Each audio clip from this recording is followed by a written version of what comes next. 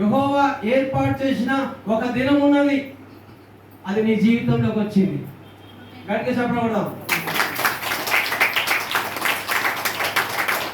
ఆ దేవుని కృపను మనం పొందుకొని ఉన్నాము కనుక అనుదినము అనుక్షణము ఎక్కడికి వెళ్ళినా మనం ఆయన ఆరాధించాలా, ఆయన కనపరచాలా, ఆయనకు మహిమ తీసుకొని రావాలి. యోహాను సువార్త రాత్రి అనమాట.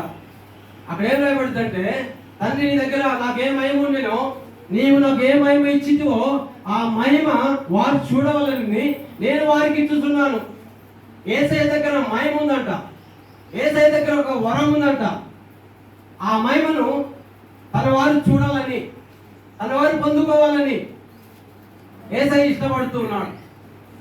ఆయన వరాన్ని పొంది ఉన్నాడు కనుక దావీదు రాజు అనేకమైన యాత్రా గీతాలు రాశాడు. దేవుని యొక్క రక్షణ వస్త్రాన్ని తీసుకొని, ఆయన మహిమ వస్త్రాన్ని తీసుకొని, ఆయన ద్వారా ఒక వరాన్ని అభిషేక వస్త్రాన్ని పొందుకున్నాం.